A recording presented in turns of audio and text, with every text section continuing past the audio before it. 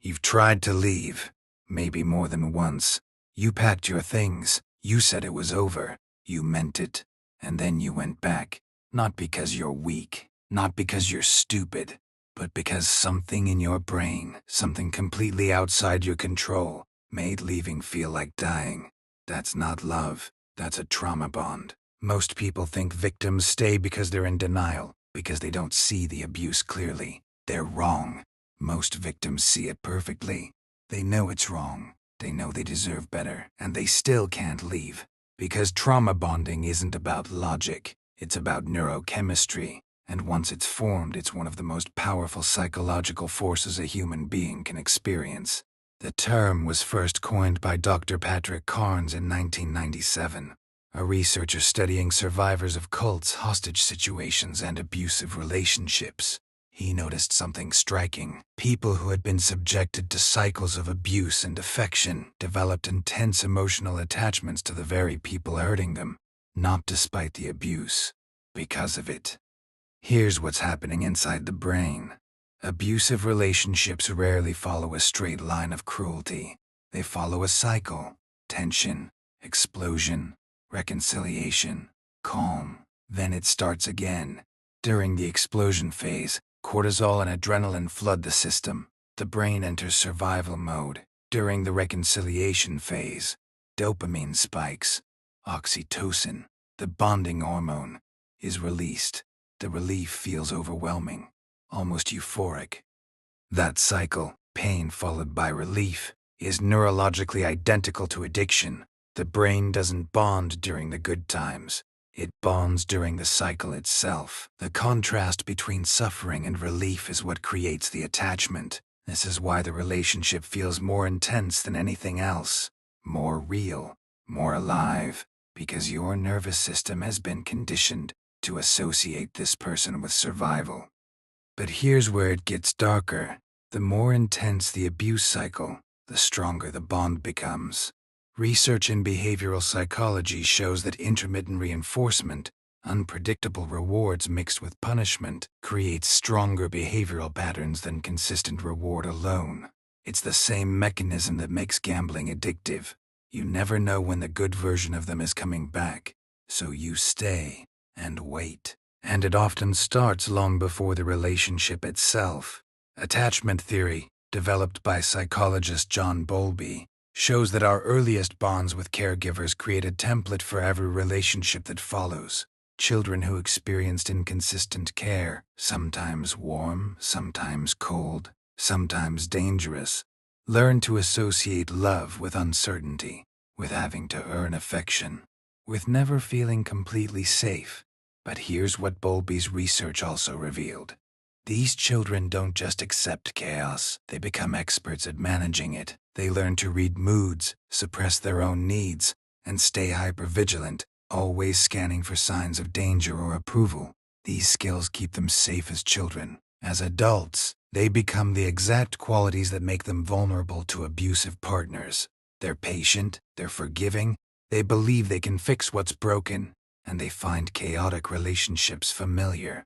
Familiar feels like home, even when home was never safe. What I'm about to tell you changes how you see every victim who ever went back. The brain of someone in a trauma bond is not the brain of a free person making a free choice.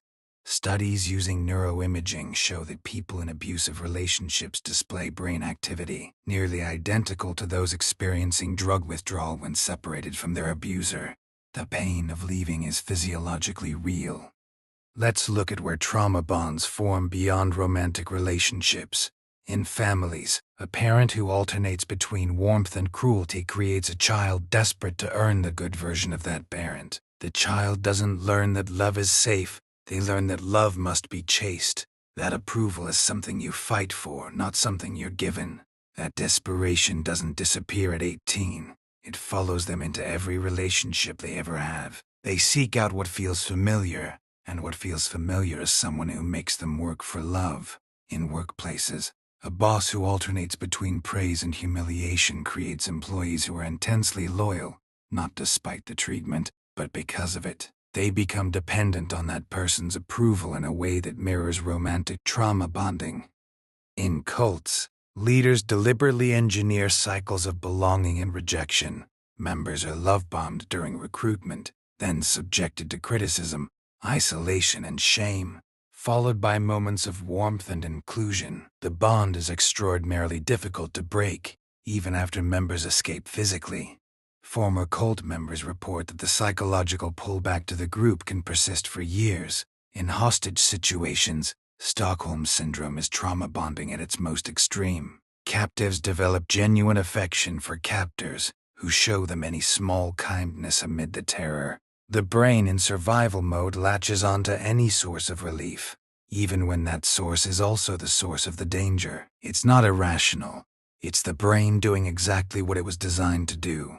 What I'm about to tell you is the part no one talks about.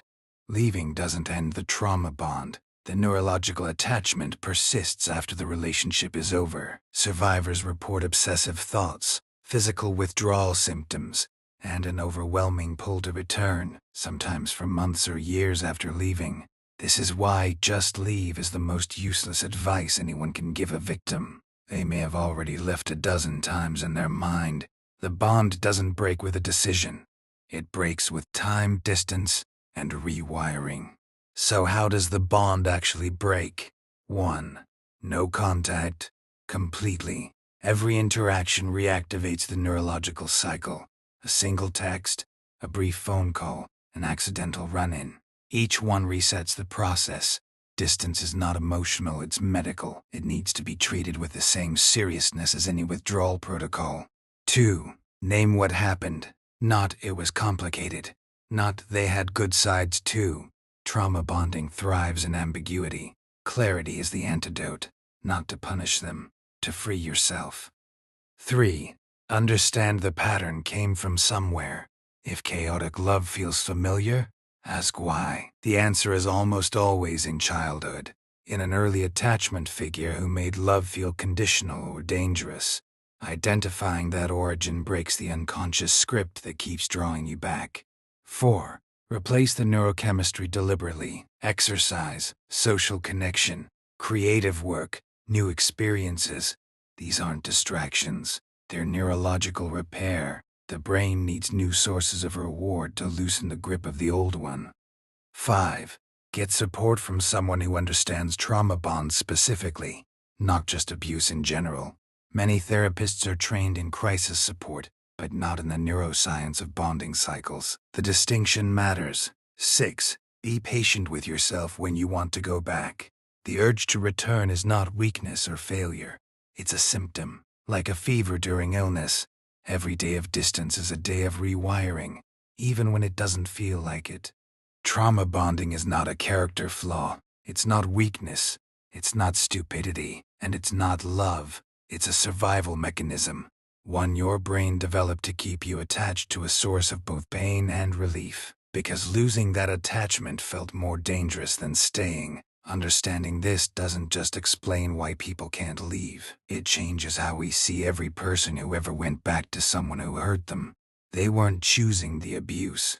They were trying to survive it. Now you know what's actually happening when someone can't leave. The cycle, the neurochemistry, the childhood template, the withdrawal that continues long after it's over. Most people will judge victims for going back. You won't, because you understand what they're actually fighting against.